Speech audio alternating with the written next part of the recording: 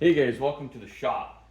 Keeping with my recent trend of bubbification, you will see that we've got a Gewehr 98 and a Persian 98-29 stock. Now, the customer had spoken with me. They were like, "Oh, well, let's repair this stock, blah blah blah." And I looked at it and was like, "Well, I'm not gonna be able to do that on a budget. This is a mess, and this rod, I have no idea how it's retained, but it is not retained by the nut.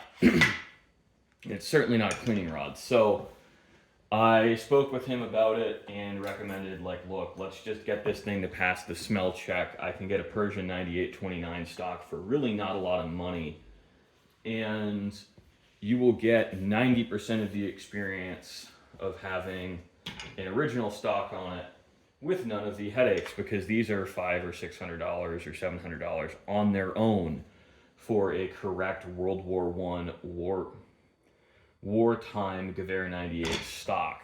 They are not cheap. They're really not coming up for sale that often anymore. And given that this is a mostly matching gun, I didn't want to do anything to the metalwork. Everything on this is reversible. I mean, really all I've done is modify a 98-29 stock that are shit 60 to $100 these days. They're really not worth anything. And I wanted to take the time to talk about doing jobs like this, where this is for a younger customer, very nice kid, actually younger than me, and I'm barely in my 30s. So I was like, let's not drive this bill up higher than it needs to go. So let's just do this. This will get you something that passes the smell check. It will not be correct, but it'll be reversible. So if you ever happen on an undamaged original Gewehr 98 stock, you have all the parts there already. You just throw them together. And he was cool with that, because this turns this into a few $100 job instead of being close to 1,000. And I did my kind of like usual. I was rust bluing while I had this gun apart, so I threw everything in the rust bluing tank and carted it to knock off all of the active rust. I did not go crazy with it, frankly, because again, time and money. I didn't want to rack up billable time on this. I'd estimated the job spending about an hour and change with the metal work to get it correct, and I was pretty much bang on with what it took. I did rush a little bit at the end. I had to modify the safety. The safety is not original to the gun, but the caulking shroud is serialized to the receiver. So I modified the safety to return function, because when this came in, you could not turn the safety on. Now it's quite stiff, but it's functional. And I think part of that is the relationship between where the sear is relative to the caulking piece controls the movement of the caulking piece when you engage the safety. Someone's modified the trigger on this to improve the trigger pull. It's much crisper and shorter than most of the original guns I've shot and handled. So that's what I think the original cause of your safety issue is.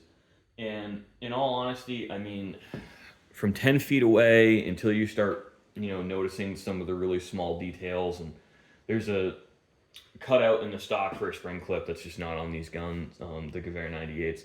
This is a pretty good passable facsimile in really a much more cost-effective way to the customer who doesn't care about originality. He actually, I think, has talked, or we discussed, using this as a cast bullet shooter. There are some local New Hampshire and Maine milsurp events where this would be a somewhat competitive rifle, because the bore's in great shape.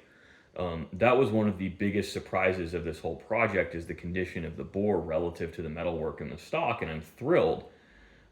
This customer is walking away with something that's really a potentially good shooter, and that's awesome. And I'm really happy about that. I think this gun is going to be really, really fun for him, and it was an interesting side project for me, at least, because this simply just wasn't as much of a headache as some of the other jobs coming through the shop as of late. And I gave him a talking to about not using Turkish military surplus ammunition. I strongly suggested just like stick with boring options. Like, I know PPU is expensive, but it's safe. S&B is safe. you know, if you can afford to get into reloading, you know, cast bullets are really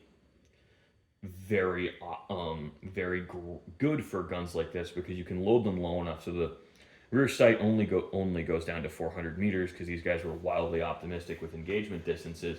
You know, you can get cast bullets when they're loaded down. You can be you'll have to hold under at 50, but you can be on at 100 yards, and you're shooting much less disruptive to you ammunition. Full power 8x57 is very stout and honestly somewhat punishing to shoot even out of a rifle this heavy. So thank you guys for watching. I hope you enjoyed. You know, this is a little short and sweet side project here, a little different than some of the other stuff we take on, but definitely interesting and I think worth the video.